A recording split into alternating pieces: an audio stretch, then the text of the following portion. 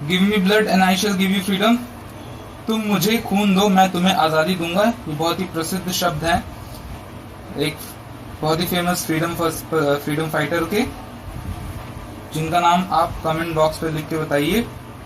It's a very famous sentence, तुम मुझे खून दो मैं तुम्हें आजादी दूंगा। आज हम बात करने जा रहे हैं सुभाष चंद्र बोस के बारे में, उनके जीवन के बारे में, उन्होंने क्या योगदान दिया भारत की आजादी में और वो किस तरह उनका जीवन पूरी तरीके से भारत की आजादी में लीन हो गया। So let's talk about Subhash Chandra Bose. और ये मैं दोनों लैंग्वेज में करता हूं, जो भी कठिन शब्द है मैंने उसको हिंदी में भी लिख दिया है और मैं हिंदी में एक्सप्लेन भी कर रहा हूं। सुभाष चंद्र बोस, तो अगले 10 मिनट पूरा ध्यान से पढ़ना, क्योंकि इसी से क्वेश्चन आने वाला है सुभाष चंद्र बोस के बारे में, इससे बाहर कहीं से क्वेश्चन नहीं आने वाला है। Subhash Chandra Bose was born in Bengal province. Bose और बंगाल, बोस लोग जनरली बंगाल के होते हैं। तो Subhash Chandra Bose was born in Cuttack, जो कि उस समय बंगाल प्रोविंस का हिस्सा था। 21 वर्ष की उम्र में ये भारतीय प्रशासनिक सेवा इंडियन सिविल सर्विसेज में सेलेक्ट हो गए थे, लेकिन भारत की आजादी में अपना योगदान देने के लिए तत्पर थे। इस कारण इन्होंने इंडियन सिविल सर्विसेज को ज्वाइन करने से मना कर दिया। So he refuse to join Indian civil services although he was selected. Indian civil services भारतीय प्रशासनिक सेवा में सेलेक्ट होने के बावजूद, चयनित होने के बावजूद इन्होंने उसको ज्वाइन करने से मना कर दिया। एक बहुत ही फेमस टर्म है जय हिंद।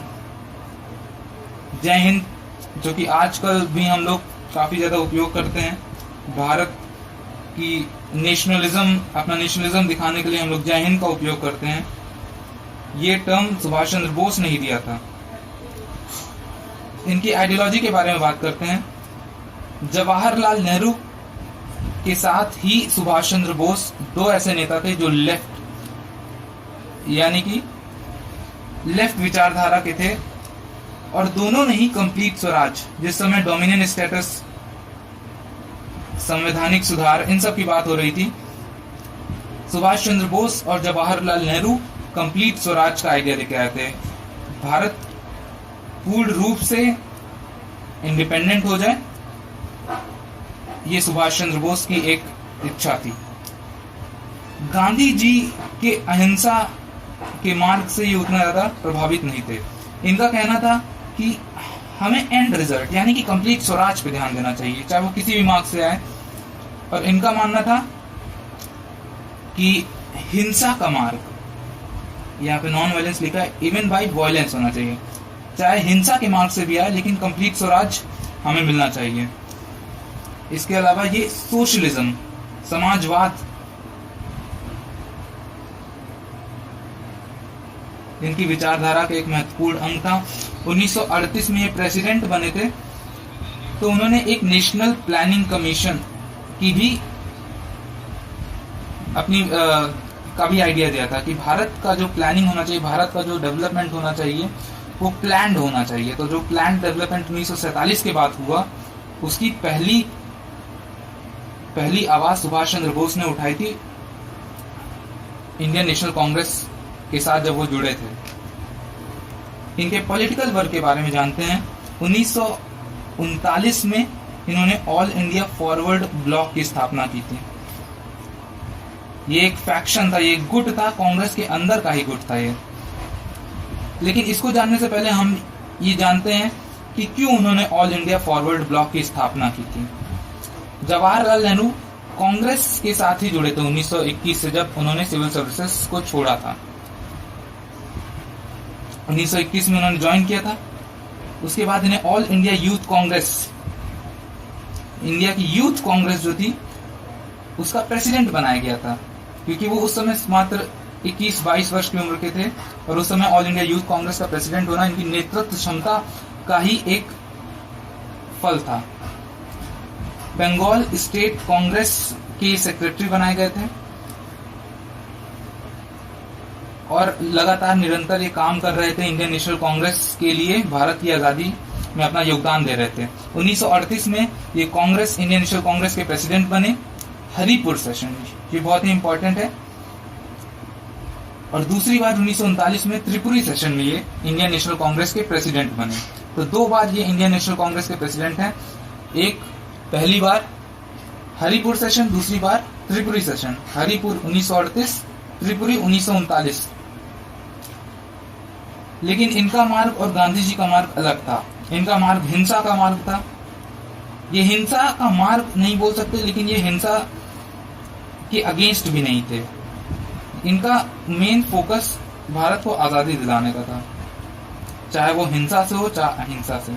तो इनके पॉलिटिकल डिफरेंसेस थे, राजनीतिक कुछ मनमुटाव था, राजनीतिक मतभेद थे गांधी जी के साथ। तो उन्होंने रिजाइन कर दिया कांग्रेस प्रेसिडेंट की अपनी पदवी से 1939 में। 1939 में जब इन्होंने कांग्रेस पदवी से रिजाइन कर दिया, उसके बाद ही इन्होंने ऑल इंडिया फॉरवर्ड ब्लॉक 1939 में एक ग्रुप बनाया, जो कि कांग्रेस के अंदर का ही एक गुट था, और उसी के द्वारा ये अपना काम कर रहे थे, ब्रिटिशर्स का अपोज कर रहे थे। और आगे चल के जब इन्होंने अपोज किया तो ब्रिटिशर्स इनसे काफी ज्यादा भयभीत थे। अंग्रेजों ने इन्हें हाउस अरेस्ट कर दिया, अपने घर के अंदर ही इन्हें बंदी बना दिया। लेकिन ये काफी चतुर व्यक्ति थे। ये हाउस अरेस्ट में सबको चकमा देते हुए वहां से भाग निकले और जर्मनी पहुंच गए। हाउस अरेस्ट से अफगानिस्तान के रास्ते से जर्मनी पहुंच गए। वहां से ये हेल्प लेना चाहते थे भारत की आजादी दिलाने के लिए। ये इन्होंने अपना स्वयं का मार्ग चुना कि मैं अब खुद अलग रास्ते जाऊंगा और भारत की आजादी में अपना योगदान दूंगा। तो ये जर्मनी गए हाउस अरेस्ट से। फिर वहां पर जब वहां से उन्हें कोई हेल्प नहीं मिली, नो हेल्प, तो फिर ये वापस आ गए जापान। उस समय सिंगापुर जो था जापान के द्वारा कंट्रोल्ड था। तो वहां पर Indian national army, Azad Hind फौज जो थी, उसको इन्होंने रिवाइव किया, उसको ही इन्होंने फिर से बनाने का प्रयास किया। तो एक बहुत ही महत्वपूर्ण प्रश्न आता है कि आजाद हिंद फौज की स्थापना किसने की थी।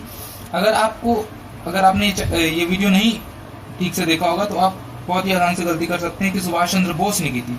सुभाष चंद्र बोस ने नहीं की थी। 1942 में कैप्टन मोहन सिंह ने इंडियन नेशनल आजाद हिंद फौज की स्थापना की थी। और 1943 में सुभाष चंद्र बोस ने आजाद हिंद फौज को रिवाइव किया था, उसको पुनर्गठित किया था। और आजाद हिंद गवर्नमेंट की स्थापना की वहीं पर जापानीज कंट्रोल्ड सिंगापुर में। और वहीं से इन्होंने एक स्लोगन दिया, दिल्ली चलो। दिल्ली चलो का अर्थ था कि हम इस आर्मी के साथ जाएंगे और ब्रिटिशर्स के साथ, इस आर्मी के साथ लड़ाई करेंगे और दिल्ली में भारत का शासन करेंगे, अंग्रेजों को भगा देंगे। जब इंडियन नेशनल आर्मी का ये पुनर्गठन कर रहे थे तो उन्होंने गांधी की भी ब्लेसिंग्स मांगी थी। तो आप ये मत समझना कि गांधी और बोस दोनों एक दूसरे के काफी अगेंस्ट, ऐसा नहीं था। गांधी और बोस के रास्ते अलग हो सकते थे, लेकिन उनका जो मार्ग था, उनका जो लक्ष्य था, वो एक ही था, भारत की आजादी। इस कारण आपस में एक दूसरे के लिए इनके मन में एक सम्मान भाव भी था। तो उन्होंने जब आजाद हिंद फौज की स्थापना कर रहे थे तो उन्होंने गांधी जी की ब्लेसिंग्स भी मांगी थी, गांधी जी का आशीर्वाद भी मांगा था कि मेरे इस प्रयास में आप मुझे आशीर्वाद दीजिए। अब आते हैं इनके न्यूज़पेपर और बुक्स के बारे में। न्यूज़पेपर इनका था स्वराज, और एक बुक भी इन्होंने लिखी था इंडियन स्ट्रगल, जो कि इंडियन फ्रीडम मूवमेंट से रिलेटेड थी 1920 से 1942 के बीच में। अब बात करते हैं इंडियन नेशनल एसोसिएशन के बारे में। इंडियन नेशनल एसोसिएशन है इंडियन नेशनल आर्मी के बारे में। इंडियन नेशनल आर्मी जो 1942 में कैप्टन मोहन सिंह के द्वारा बनाई गई थी और जिसका पुनर्गठन सुभाष चंद्र बोस ने किया था, वो थी क्या? प्रिजनर्स ऑफ वॉर, POW, जो युद्ध के जो बंदी थे, उन्हीं से इन्होंने आर्मी में सैनिकों को बनाया था।